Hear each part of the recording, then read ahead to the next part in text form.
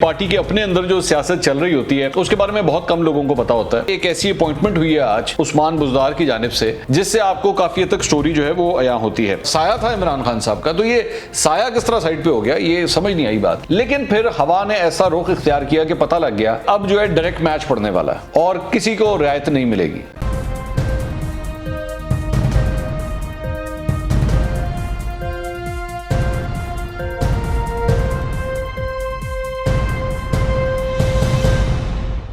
अस्सलाम वालेकुम नाज़रीन, मैं हूं मंसूर अली खान। अपने YouTube चैनल के ऊपर आपको खुशामदीद कहूँगा। सबसे पहले आपसे दरख्वास्त के चैनल को सब्सक्राइब करना मत भूलिएगा और बेल आइकन ज़रूर प्रेस कीजिएगा। नाज़रीन, एक तो होती है पार्टीज़ के दरमियान सियासत, लेकिन पार्टी के अपने अंदर जो सियासत चल रही होती है उसके बारे में बहुत कम लोगों को पता होता है। ज़ाहिरी बात है क्योंकि अपने अपने जो फॉलोअर्स होते हैं उनका ज़्यादा ध्यान इस बात के ऊपर होता है कि एक जमात के बंदे ने दूसरे जमात के बंदे के खिलाफ क्या कहा या क्या किया, कौन इलेक्शन जीता, ज़्यादा कॉन्सेंट्रेशन उधर होती है। लेकिन तब तक आपको पूरी कहानी नहीं पता लग सकती जब तक आपको यह ना पता चले कि पार्टी के अपने अंदर क्या हो रहा है। और पार्टी के अपने अंदर भी एक सियासत जो चल रही होती है वो भी बड़ी इंटरेस्टिंग होती है। आपको पता लगता है कि पावर कॉरिडोर्स जो हैं आजकल किस तरफ मूव हो रहे हैं। आज लाहौर के अंदर ख़ास तौर पे एक डेवलपमेंट हुई है और उस डेवलपमेंट ने बहुत सी चीज़ें जो हैं वो अया की हैं कि आगे क्या होने जा रहा है। उससे काफ़ी हद तक आपको चीज़ें क्लियर होंगी। और वो एक वजह है कि एक ऐसी अपॉइंटमेंट हुई है आज उस्मान बुज़दार की जानिब से जिससे आपको काफ़ी हद तक स्टोरी जो है वो अया होती है। आज जी जो अपॉइंटमेंट हुई है, मैं सबसे पहले बता दूं कि ये जो सीट थी जिसके ऊपर ये अपॉइंटमेंट हुई है ये ओन चौधरी के पास थी। अब ओन चौधरी आप जानते हैं कि काफ़ी उनकी एक इम्पॉर्टेंट जगह थी और अब से नहीं बल्कि इमरान खान साहब के बड़े पुराने साथियों में से थे और इस हद तक थे कि इससे पहले इमरान खान साहब जब तक वज़ीर आज़म नहीं बने थे उससे पहले तक से मिलने के लिए यहाँ MNAs, MPs और मिनिस्टर्स को भी ओन चौधरी से रब्ता करना पड़ता था और वो आके इमरान खान से आपकी मुलाकात या तो करवाते थे या नहीं करवाते थे या जो भी टाइम लेके देना होता था। यहाँ तक कि इमरान खान साहब के जो इंटरव्यूज़ वगैरह भी मीडिया को होते थे वो भी ओन चौधरी साहब जो हैं वो लाइनअप किया करते थे। लेकिन फिर हुआ क्या कि वज़ीर आज़म की जिस दिन हलफ बर्दारी थी, मेरी इतलात के मुताबिक उससे एक रात पहले तक ओन चौधरी साहब जो हैं उस ओथ टेकिंग सेरेमनी की पूरी लिस्टें भी तैयार कर रहे थे। कार्ड्स किसको जाने किसको नहीं जाने, कौन आएगा किधर बैठेगा, ये सारी चीज़ें डिसाइड कर रहे थे। लेकिन ओथ टेकिंग सेरेमनी में जब इमरान खान साहब ने ओथ लिया था, हलफ लिया था, तो उसमें से ओन चौधरी फारिग और पता लगा था कि ओन चौधरी साहब को इस्लामाबाद बदर कर दिया गया, निकाल दिया गया वहाँ से और उनको भेज दिया गया लाहौर। मुख्तलिफ थ्योरीज इसके ऊपर चलती रही कि जी इनको क्यों साइडलाइन किया गया। ये मैं आपको स्टोरी इसलिए समझा रहा हूँ ताकि पूरा बैकग्राउंड आपको पता लगे। उसके बाद मैं आपको ये भी बताऊंगा कि इस पर डेवलपमेंट आज क्या हुई है। अच्छा, उनको भेज दिया गया बुज़दार साहब के साथ और बुज़दार साहब के साथ जो है उनको जो है वो पोर्टफोलियो कोई नहीं मिला, सिर्फ एक सरसरी सा उनके नाम का वो जारी कर दिया गया कि जी special coordinator on political affairs of CM Buzdar.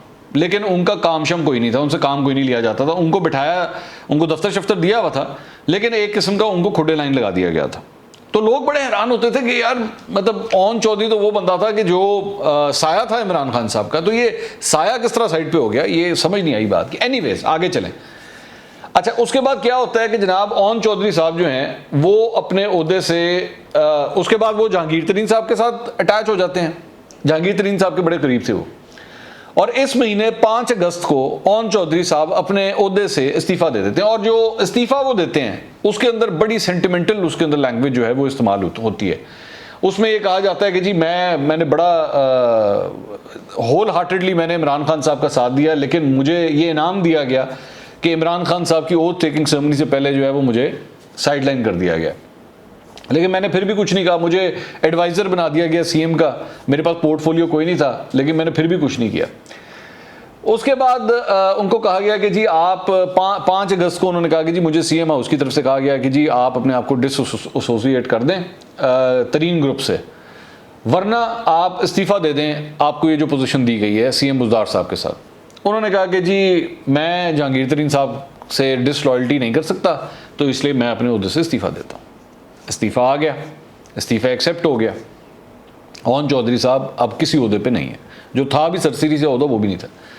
अच्छा, उसके बाद अब ये सिलसिला शुरू हुआ कि क्या ये जो कुर्सी खाली हुई है इसके ऊपर ओन चौधरी को वापस लाने की कोशिश होगी, क्या मेकअप करने की कोशिश होगी, लेकिन फिर हवा ने ऐसा रुख इख्तियार किया कि पता लग गया कि फयाजुल हसन चौहान को ये ड्यूटी दी गई कि जहांगीर तरीन ग्रुप को तोड़ें। इसका मतलब था कि अब जो है डायरेक्ट मैच पड़ने वाला है और किसी को रियायत नहीं मिलेगी जहांगीर तरीन ग्रुप के। इस पे आज क्या डेवलपमेंट हुई है?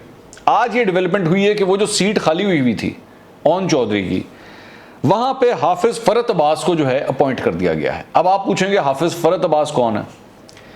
हाफिज फरत अब्बास जो है ये एक ज़माने में जमीयत में हुआ करते थे और उसके बाद ये ISF के जो इंसाफ स्टूडेंट फेडरेशन है इसके ये फाउंडिंग मेंबर्स में से हैं और बड़े पुराने, बहुत पुराने जो हैं वो पाकिस्तान तहरीक इंसाफ के अंदर वो काम करते रहे, यंगस्टर थे।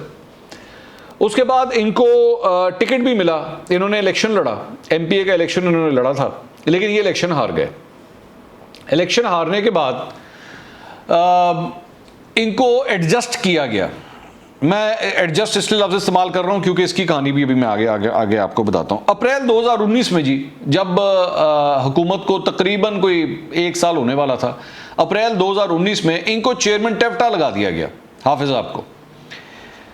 अभी उन्होंने काम शुरू ही किया था, तो जुलाई 2019 में, यानी कि मई जून जुलाई, सिर्फ 3 महीने के बाद इनसे इस्तीफा ले लिया गया। अब इसमें 2 राय हैं, एक ये है कि जी इस्तीफा इन्होंने दे दिया, एक ये थे कि इस्तीफा ले लिया।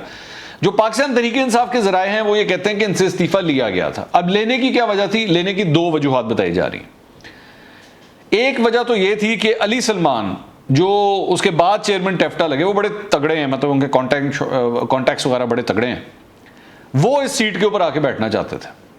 तो इनको 3 महीने के बाद ही इनको फारिग कर दिया गया कि जनाब ऐ सीट खाली करो। ये चलता है पाकिस्तान तरीके इंसाफ में, इसमें हैरान होने वाली कोई बात नहीं है। बंदे का पता नहीं लगता कि कितने गया वो। आप मतलब पूरी हिस्ट्री है, इतने IG तक कुछ पता नहीं होता, मिनिस्टरों को कुछ पता नहीं होता, फिर दोसा शेखवान, फयाजुल हसन चौहान, सारे आपके सामने, असद उमर, मतलब सब आपके सामने को पता ही लगता है एकदम क्या हुआ। तो इनके साथ भी यही हुआ जो अक्सर होता है लोगों के साथ, कि इनको फारिग कर दिया गया और इनकी जगह जो है वो अली सलमान ने आके सीट संभाल ली।